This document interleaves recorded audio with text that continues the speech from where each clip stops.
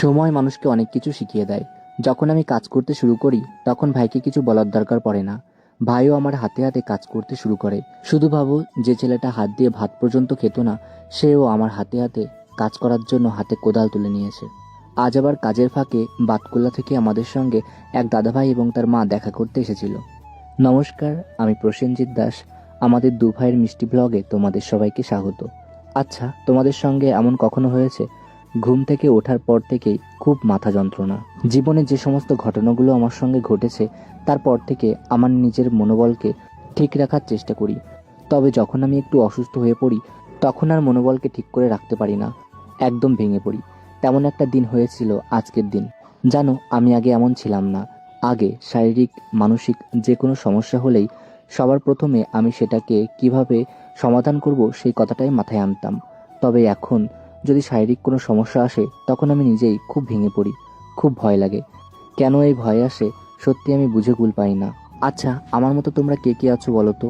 প্রত্যেকের ক্ষেত্রে বা অনেকের ক্ষেত্রেই মনোবল বাড়িয়ে দিই, তবে নিজের ক্ষেত্রে একদম ভেঙে পড়ি। যাই হোক, আজকে সকালে একটা দাদা আমাকে কিছু পেঁপে দিয়ে গেছিল আর বেগুন।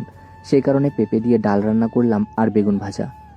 পেঁপে শরীরের পক্ষে অনেক ভালো, সেই কারণে পেঁপে দিয়ে ডাল রান্না করেছি। আর মাথা এত যন্ত্রণা করছিল, এর মধ্যে আর কিছু করতে ইচ্ছা করেনি, তবুও করতে হবে। আগে আমি ডাল রান্না করতাম, একটু ভালো লাগতো না, তবে মিস্ত্রিদের খাওয়ানোর পর থেকেই ডালটা একটু ভালো হতে শুরু করেছে। তারপর ওষুধ খেয়ে চলে আসলাম আমাদের এই ঘরের পোতাতে। মাটি তো তোলা হয়েছে, তবে মাটিটা সমান করা হয়নি। এই সমান যদি না করি, আকাশে মেঘ করছে, কখন কি বৃষ্টি হবে, তাহলে মাটি ধুয়ে আবার যদি নিচে চলে আসে তাহলে আর এক সমস্যা হবে। সেই কারণে আমি ভাবলাম এই মাটিটাই সমান করি। আর আমার সঙ্গে সঙ্গে ভাইও চলে এসেছে আর ভাবছে ও কি করে করবে। এখন ভাইয়ের মাথায়ও আসে যে দাদার সঙ্গে সঙ্গে যদি আমিও করি তাহলে আমাদের কাজই এগোবে।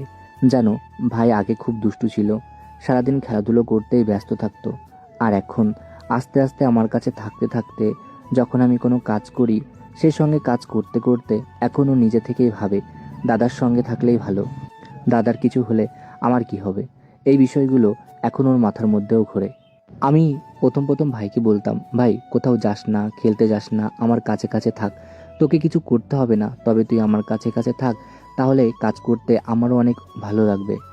ভাই তখন শুনতো না, তবে আস্তে আস্তে করতে করতে এখন আমার কাছে একটু হলেও থাকে। হ্যাঁ, খেলতেও যায়। তারপর আবার কাজের ফাঁকে দুজন আমাদের বাড়িতে হঠাৎ করে চলে আসলো। আমি তো অবাক হলাম যে কে এসছে। যাই হোক, এই দাদাভাই এবং তার মা এসছে অনেক দূর থেকেই, বাতকুল্লা থেকে। আমাদের ঠিকানাটা অনেক কষ্ট করেই বের করেছে। তারপর তারা করিমপুর যাবে, তবে আমাদের বাড়ি আদেও খুঁজে পাবে কিনা সে খুঁজতে খুঁজতে চলে এসেছিল। যাই হোক, দেখা হয়ে গেল, অনেকক্ষণ কথা হলো, বেশ ভালো লাগলো। তারপর আমরা মাটিটা সমান করেছিলাম, আর হয়তো কিছুটা মাটির দরকার, তবে এখন আর নয়। অনেক কষ্ট হয়েছে, শরীরকে দুর্বল করে আর কিছু করা যাবে না। আজকের মাটিটা লেভেল হলো, এখন একটু বৃষ্টি হলেই ভালো হয়।